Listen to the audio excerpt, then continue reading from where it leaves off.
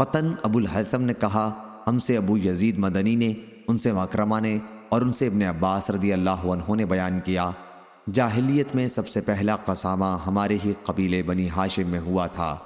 بنو ہاشم کے ایک شخص عمرو بن علقمہ کو قریش کے کسی دوسرے خاندان کے ایک شخص خداش بن عبداللہ عامری نے نوکر پر رکھا۔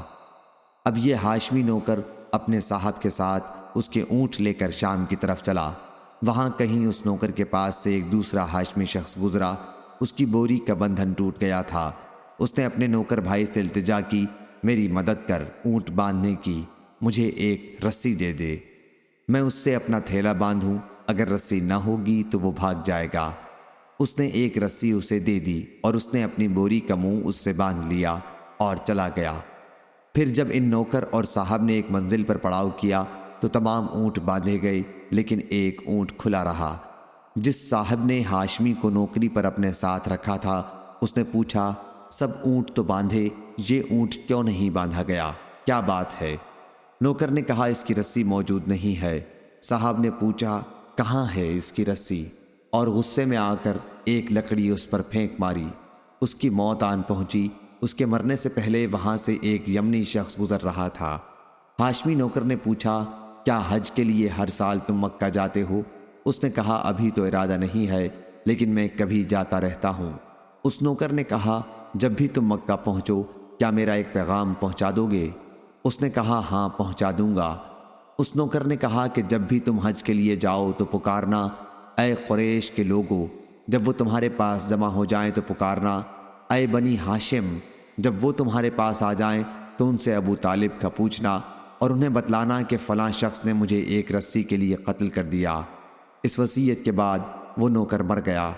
پھر جب اس کا صاحب مکہ آیا تو ابو طالب کے یہاں بھی گیا۔ جناب ابو طالب نے دریافت کیا، ہمارے قبیلے کے جس شخص کو تم اپنے ساتھ نوکری کے لیے لے گئے تھے، اس کا کیا ہوا؟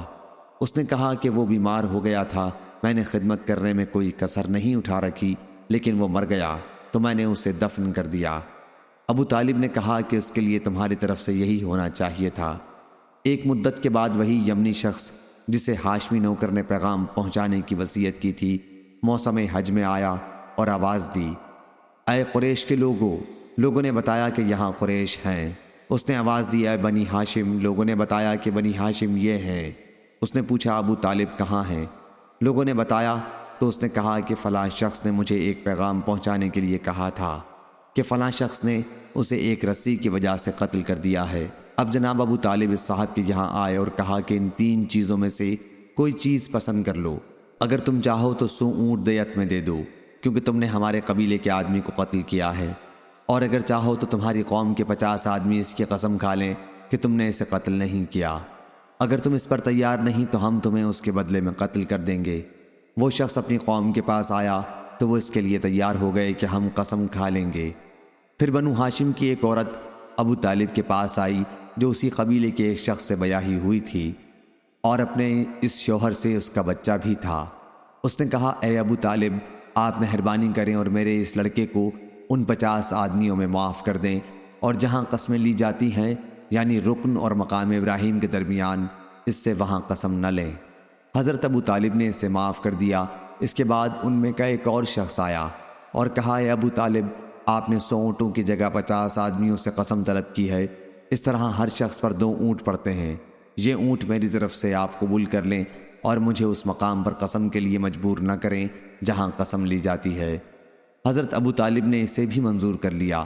اس کے بعد بقیہ 48 جو آدمی آئے اور انہوں نے قسم کھا لی۔ ابن عباس رضی اللہ عنہ نے کہا، اس ذات کی قسم جس کے ہاتھ میں میری جان ہے، ابھی اس واقعے کو پورا سال بھی نہیں گزرا تھا کہ ان 48 آدمیوں میں سے ایک بھی ایسا نہیں رہا جو آنکھ ہلاتا۔ صحیح بخاری حدیث نمبر 3845۔